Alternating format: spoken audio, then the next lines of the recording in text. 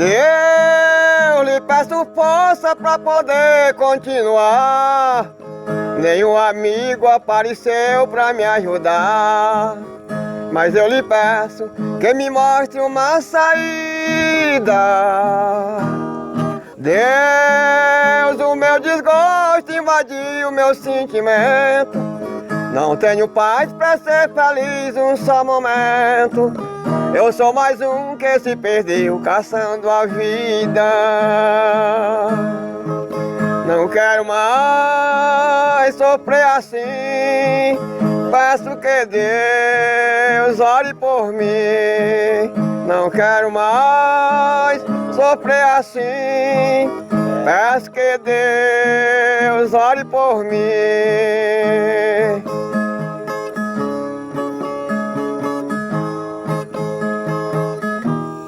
Nós temos esse festejo muito tradicional, vem gente do mundo inteiro. Do mundo inteiro assistir esse festejo. Luzia, uma santa muito milagrosa. Ela nasceu na Itália, foi filha de uma família rica, ela era de uma família tradicional, Luzia. Então, muito ligada a Deus. Os planos de Luzia foram os bons. Aí tinha um rapaz que queria se casar com a Luzia. Aí Luzia pediu um prazo para que ela resolvesse o problema dela melhor para poder decidir o casamento. Nesta época a mãe de Luzia adoeceu. Adoeceu uma doença muito grave, mesmo, que os médicos não puderam dar jeito. Mas Luzia levou a mãe dela para orar no tombo de Santa Águida, que era muito legal também. Então, com essas orações que ela fez lá no tombo de Santa Águida, obteve a saúde da mãe dela. Então, pela fé, pelo merecimento. Aí Luzia desistiu do casamento, depois o que aconteceu, que o rapaz se virou-se, deu parte, naquele tempo você fazia uma palavra, dizia uma palavra, tinha que cumprir. Se não cumprisse, ia levar às autoridades e lá a autoridade procurava punir. Foi muito martirizada, torturada. Aí por fim, pegaram ela, amarraram uma corda no pescoço dela e puxavam. Ainda está puxando esse ela nem malgava do lugar. Aí o carrasco foi por trás, com uma espada, ainda capitou o pescoço dela. Então, ela se tornou a Márcia, mas e ficou sendo a santa do milagre dos olhos da vista. Luzia significa luz, né? Então ficou a padroeira da vista da gente. Ela é quem o pessoal faz sempre aquelas promessas, todos vão deixar muita galinha. É os olhos vivos. Os olhos vivos, porque Luzia era muito milagrosa nessa parte aí. E ela lutou para ver se agradava a ele. O que é que você acha bonito em mim? Aí, seus olhos, depois arrancaram os olhos dela. Você vê os olhos dela no prato. E o cara ainda não ficou satisfeito com essas coisas que fizeram com Luzia, né? Não, ele queria ela mesma. Por causa dos martírios, foi que ela chegou a receber a santificação, cara, por Deus, que ela não negou a fé que ela tinha em Jesus Cristo. Eu já vi mesmo sendo correta. Deus, não me abandone nesta hora, por favor. Cuida de mim, me mostra a paz, devolve amor. Não deixe o ódio invadir meu coração. Deus, eu encontrei uma ladeira para subir. Sem sua ajuda eu tenho medo de cair. O Senhor pode segurar na minha mão. Não quero mais sofrer assim. Peço que Deus ore por mim. E não quero mais sofrer assim. Peço que Deus ore por mim.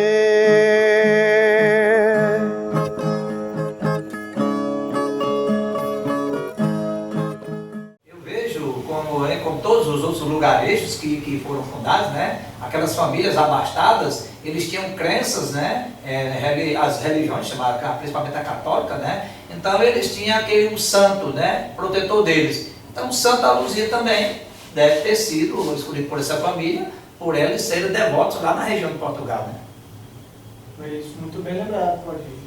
Eles trouxeram já a imagem de Santa Luzia, porque a primeira família, o primeiro desbravador que veio para cá, deveria ser já devoto dela, de Santa Luzia, e trouxe para cá para poder manter a sua devoção à santa. A gente tem que ver também que eles...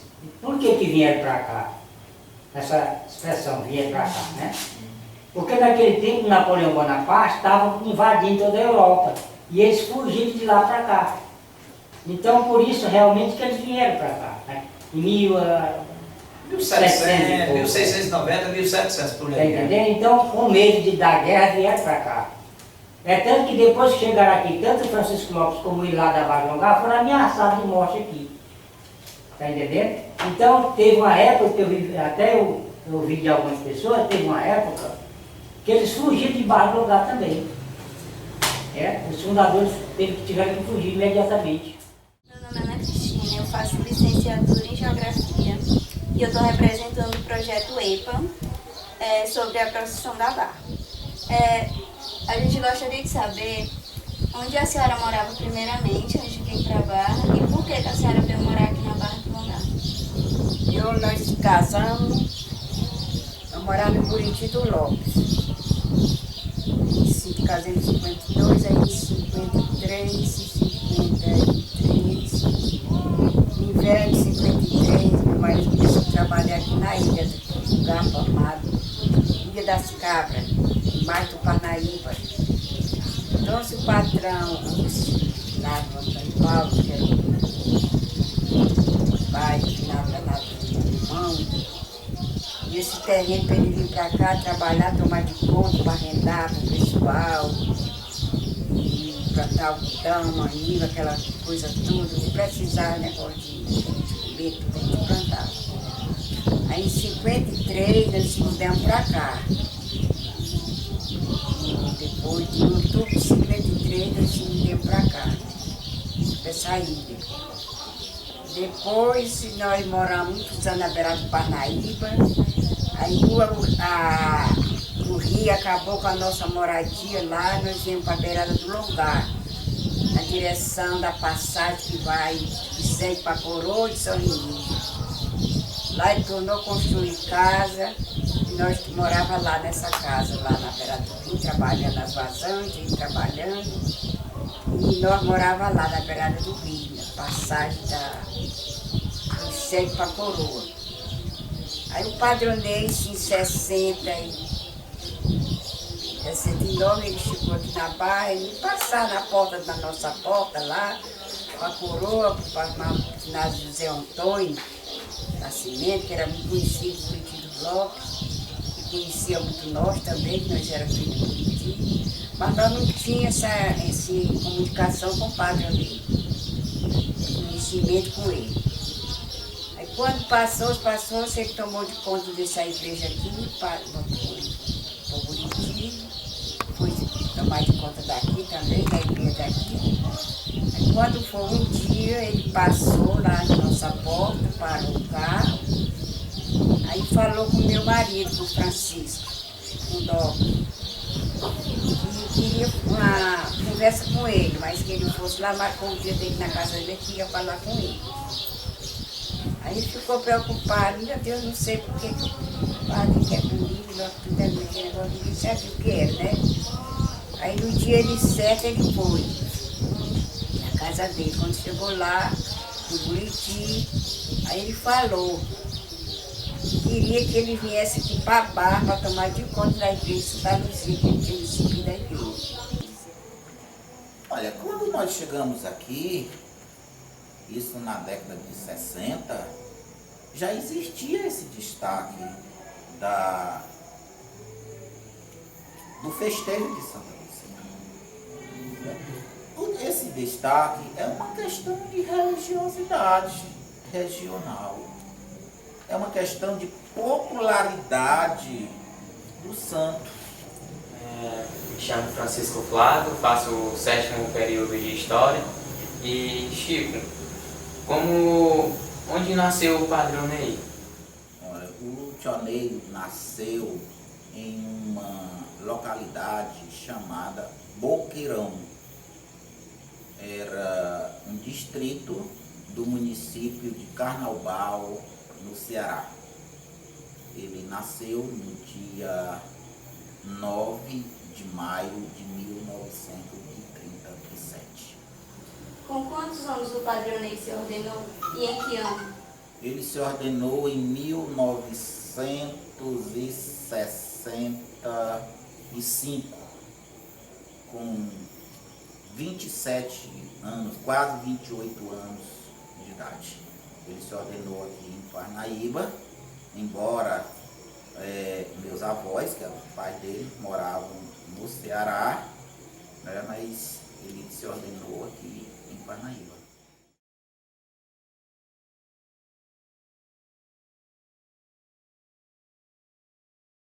Houve uma influência, sim, familiar, porque a minha bisavó, que era a avó dele, era considerada uma das beatas da cidade, né? Então, naquela época, isso no século XX, né, ainda havia aquelas tradições daquelas senhoras, né, beatas da igreja. E minha bisavó era uma delas. Até que ela contava que quando ele nasceu, que a parteira, né, pegou, disse que passou a mão na cabeça dele e disse aqui, esse aqui ou vai ser um doutor ou vai ser um padre. Se foi coincidência ou não, mas que ele veio a se ordenar anos depois.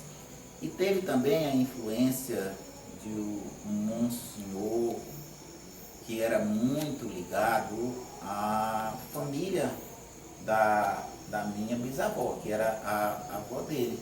Até que ele foi para o seminário muito jovem. Ele foi para o seminário aos 7 anos de idade. Então ele foi muito jovem para o seminário menor em Sobral. Então teve-se influência da família, né? Tanto minha bisavó quanto minha avó eram muito religiosas, muito ligadas à igreja. Até que o nome dele, de acordo com... Porque há tempo atrás nós recebemos o nome de acordo com o santo do dia, né? Quem nascia ali de Santo Antônio, recebeu o nome de Antônio, de São Pedro, de São José, de José e assim por diante. E o nome dele ia ser Evangelival, para batizar, né? O tio Ney, a igreja ficava bem em frente à casa da minha bisavó, que era a avó dele. E lá mudaram o nome dele, que seria outro nome, e um tio nosso, tio dele, irmão de minha avó, disse, não, esse nome é feio, nós vamos batizar com Onei. E aí que ele recebeu esse nome de Onei.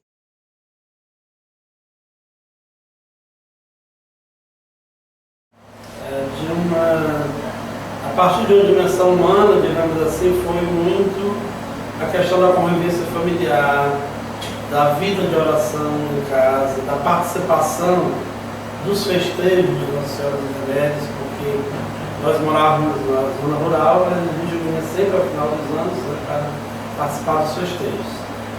E, do ponto de vista mais, digamos assim, transcendental, religioso, eu lembro muito do que falava o Papa João Paulo II, que ele disse que a vocação é um mistério que o ser humano acolhe no mais profundo do seu ser e não há quem explique. Um mistério que acolhe e que deixa nutrir, né, de modo que o fundamental numa vocação, seja ela religiosa ou até no âmbito profissional, é que o ser humano realmente esteja vinculado afetivamente àquilo que faz. É fundamental gostar, não só gostar, mas se preparar para fazer bem, com toda a competência e se sentir útil, de fato, naquilo que está desenvolvendo.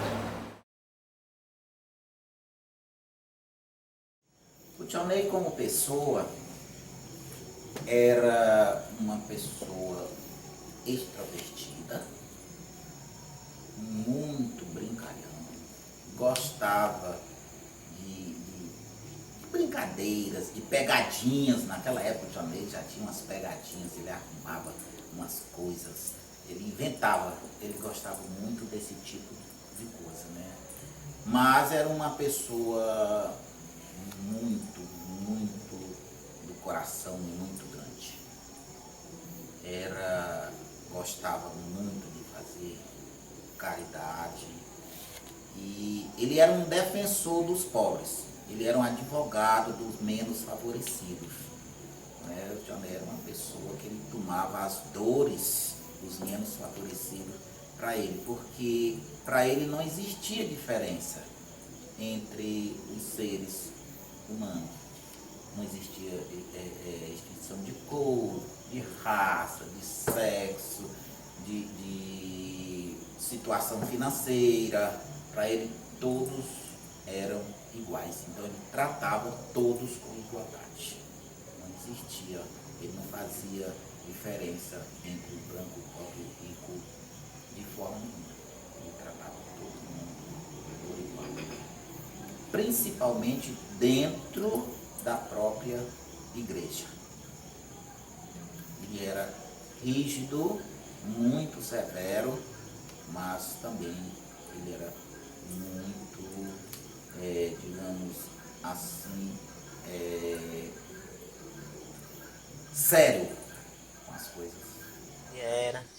O Tionei, da hoje eu tenho saudade.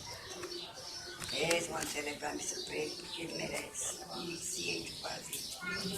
Ele era uma pessoa muito boa para nós. Ele era muito paciente. Era assim, um padre muito trabalhador, viu? E a gente, quando a gente luta com a pessoa, que a gente vê que a pessoa quer fazer uma coisa para combinar com a gente acompanha, né? Aí nós acompanhava o que ele, do jeito que ele disse, Mário, você vai desse jeito assim, assim. Era brincalhão ele? Ave Maria, era engraçado ele que só. Eu aqui, quando todo dia de tarde, 5 horas da tarde, ele tinha que ir para casa tomar café. Ele gostava de café. Aí sentava ali na porta, ele fumava muito cigarro, né? Aí acendia cigarro, dava para um, porque ele chegava aqui, o calçado ficava cheio de gente ali olhando para ele. Ele conversando, tinha aquela graça dele. Aí ele ficava ali quando dava nosso, ele tinha assim, comadre, tá na hora do café e tá chegando a hora das almas. O Tionei era um homem muito moralista, organizado e mantinha a ordem na paróquia. Foi quem construiu a torre da atual igreja nossa, em 72, sim. Reformou a capela de Barra do Longar, transformou do jeito que ela está agora. E ele foi quem criou as comunidades eclesiais de base.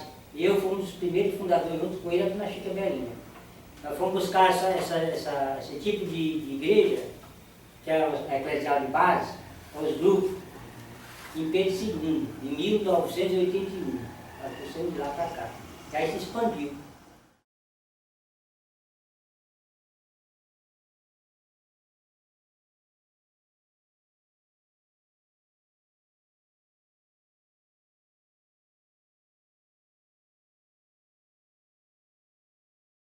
Eu mesmo não escutei assim, porque ele chegou aqui em 1968 e eu só cheguei no ano seguinte, 1969, né?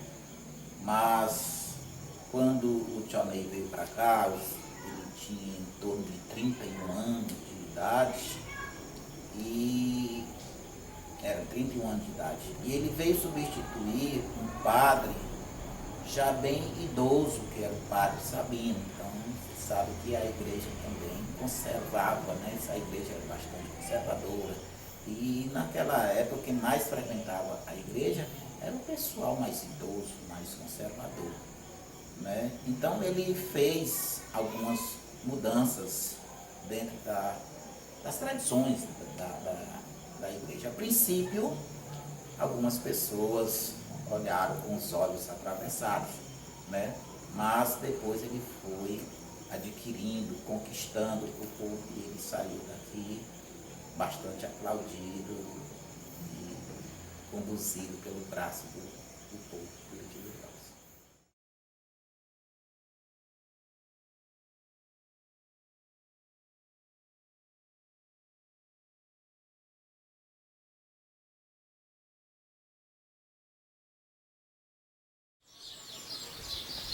Era aquele zum que tinha roubado São Bernardo, tinha roubado São Bernardo.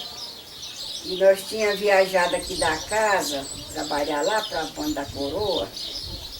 Então, se o rapaz, quando for um dia, o rapaz ficou aqui na casa, tomando conta da casa, da igreja, ele viu, parou o carro debaixo aqui da mangueira, aqui da frente.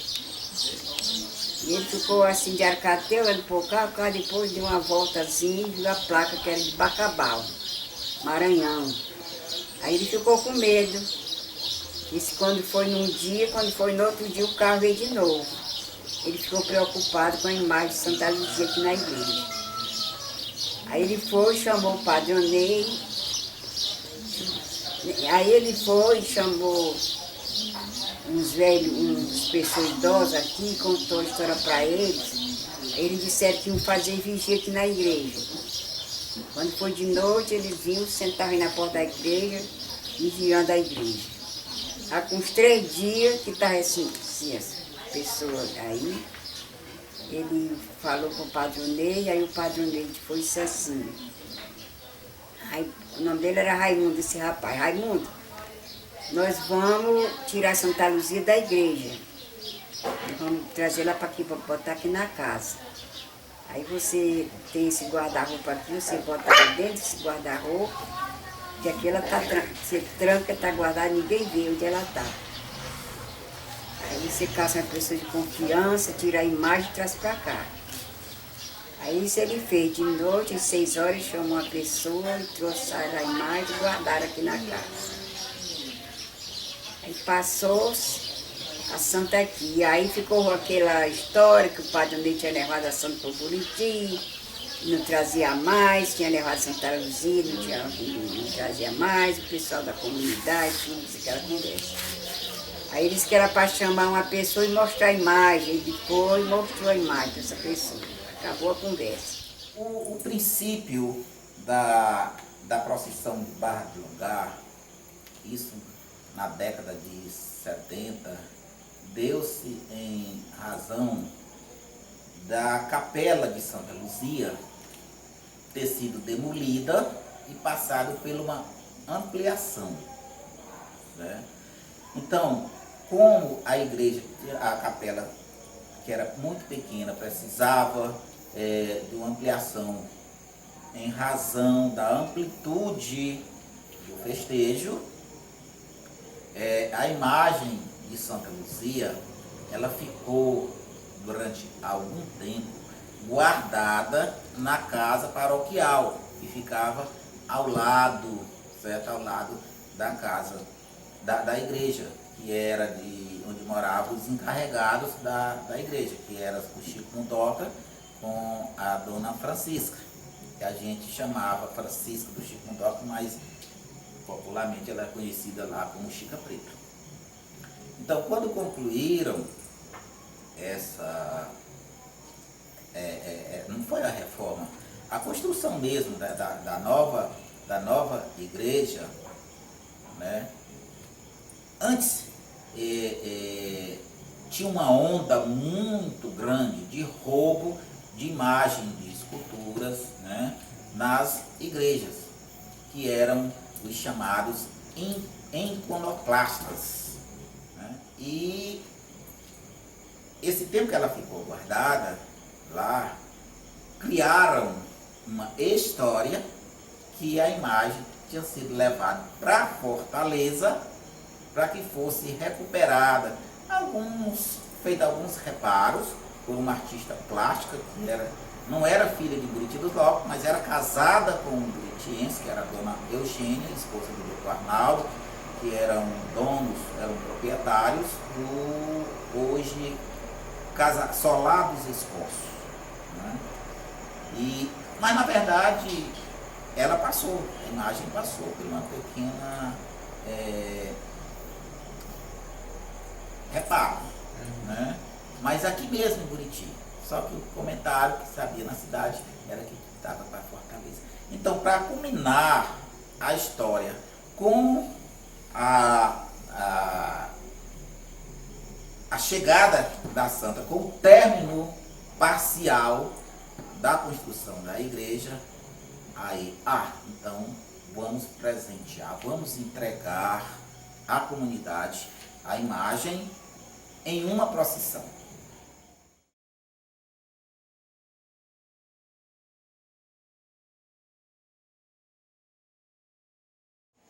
Olha, quando nós chegamos aqui, isso na década de 60, já existia esse destaque do festejo de Santa Luzia. Esse destaque é uma questão de religiosidade regional, é uma questão de popularidade do santo. A história da procissão é muito importante. Acho que a gente já até falou aqui uma vez, né?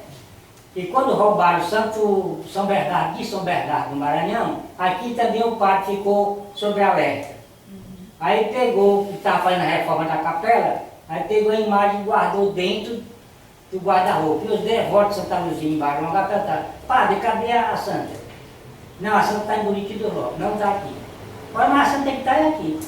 Aí o pessoal começaram a se agitar, né? Não se preocupe, quando a capela estiver pronta, nós vamos buscar a imagem para cá. Como é o nome do padre, né? Rodem Braga de Souza.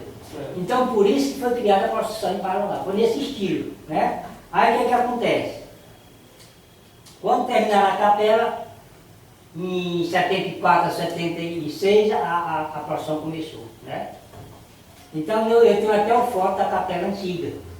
A nova eu não tenho, mas também tenho da antiga. Quer dizer, que aí começou a procissão. Por que o pessoal começaram a achar que é importante a procissão? Todo mundo ia pagar suas promessas. Não, agora vamos levar logo a nossa joia na procissão. Aí todo mundo para a porta da igreja mata de Nosso Remédio e vamos em procissão para Barra do Longar. Aí todo mundo começou a se agitar e se animar para querer participar. Aí tem uma procissão muito grande. E aí virou tradição.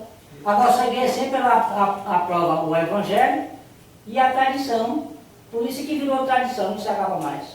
Cada ano vai aumentando. Lembrando, seu Neném, que ela começou, era de madrugada, sim, né? Me lembro bem realmente. Que ela era de madrugada, né? Quando era o início dela. E em meados de 88, por aí, a partir do, se não me engano, em 88 foi que ela passou a ser na parte da tarde, já o padre Bossier, certo? Foi que transformou, assim, transferindo ela de madrugada, que muitos fiéis não queriam ir. É tão verdade que não queriam ir, viu? E ela passando para ser de tarde, na parte da tarde, aí aumentou o número de fiéis, aí foi que ela se concretizou mesmo. Então é aquela tradição, né? É aquela fé, tudo isso que transforma nesta grandiosidade do festejo.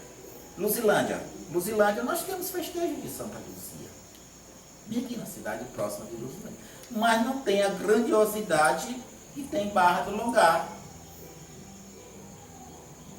Por quê? Você poderia, mas por quê? O santo não é o mesmo, mas é devido àquela romaria, tá entendendo? É aquela romaria que faz o destaque, a romaria que faz destaque para que o festejo se torne tão popular como é o festejo de Barra do Longar.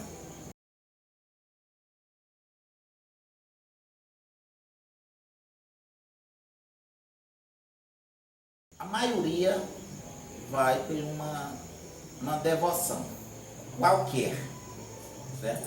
Mas muitos também vai pela curiosidade, outro vai pela amizade, porque o colega vai, a namorada vai porque o namorado vai, certo? O filho vai porque a mamãe vai, o papai vai, e assim por diante. Mas a maioria, sim, é por uma religiosidade e também por uma fé, né?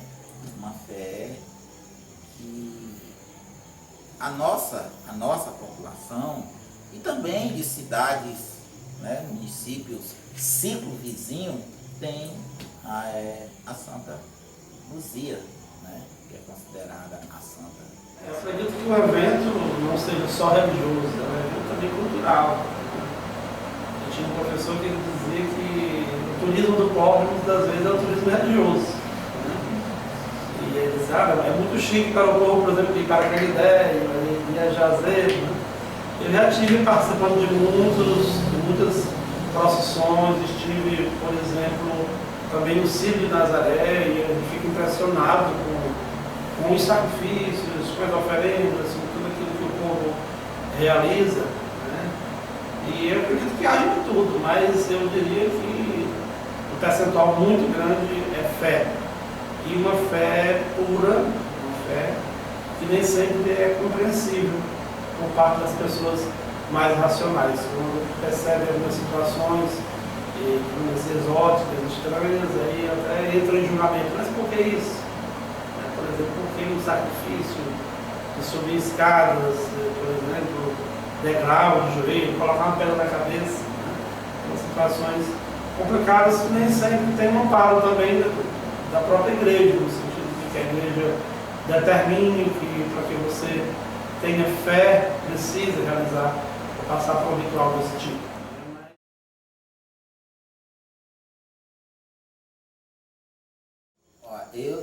Nesse momento eu estava presente na reunião, no dia que estava discutindo como seria a condução da imagem até Barra do Longar. Então esta ideia de que a imagem deveria sair daqui, Buriti, em um determinado ponto no trajeto de Buriti a Barra do Longar, a comunidade Barra do Longar estaria reunida com outras imagens para fazer uma procissão. Foi a ideia da dona Chica Belina. Dá um arrepiozinho na gente. Olha aí, momento de grande magnitude, momento de grande magia, de grande fortalecimento da nossa fé. Aí o encontro de Santa Luzia, da imagem de Santa Luzia, com o Sagrado Coração, nas palmas o povo de Deus! Viva Jesus Cristo! Viva Santa Luzia! E a gente canta! Quem canta reza duas vezes! Aí o momento do encontro das imagens. Nessa festa que se renova a cada momento, a cada ano, que é a festa de Santa Luzia em Barra do Longar. Uma imagem que vem para estar ao lado da outra e as pessoas muito entregam o que recebem. O mais importante é, de fato, a caminhada. A fé não é estática, a fé é dinâmica, as pessoas precisam de busca também.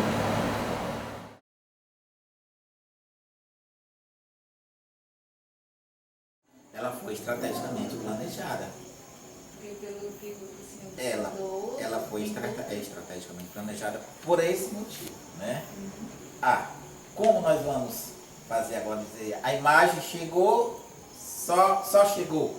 Não, então vamos criar alguma expectativa, o recebimento da imagem, certo? E deu certo, e está aí hoje, é uma das mais populares da região norte do estado do Piauí, que eu acho que seja até a mais popular, o festejo de Santa Luzia.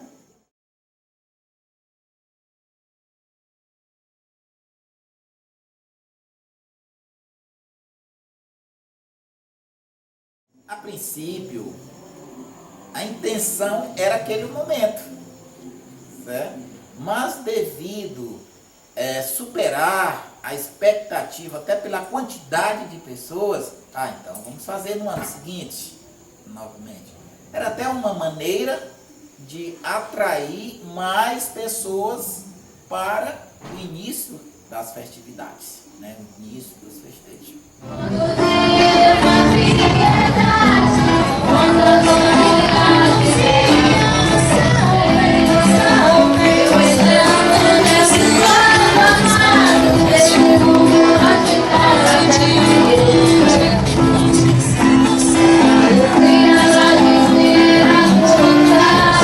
Esse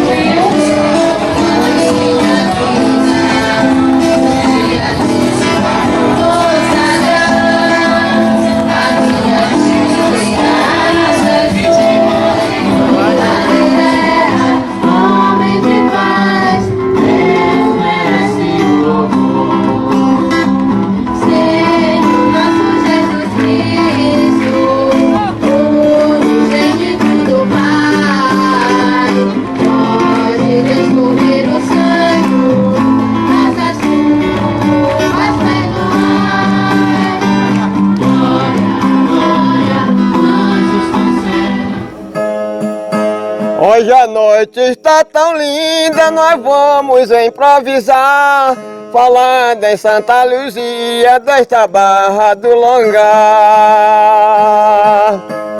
É a nossa padroeira e o nosso Pai Jeová.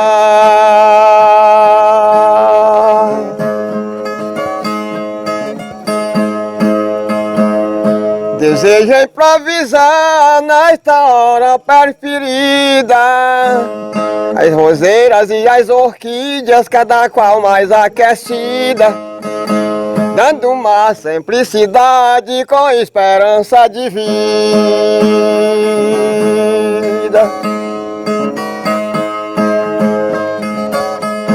Nossa história conhecida, sei que ninguém não ignora. Eu e o meu companheiro presente na mesma hora, as coisas da natureza que o pessoal adora.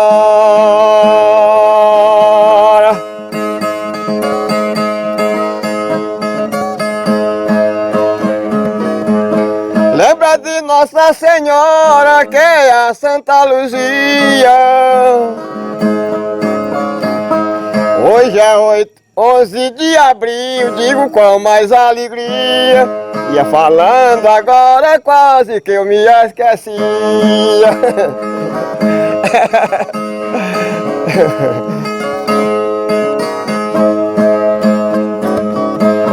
Canta com toda alegria e tenho a maior certeza. Embora desativado, mas eu estou na clareza, e agradecendo tudo os feitos da natureza.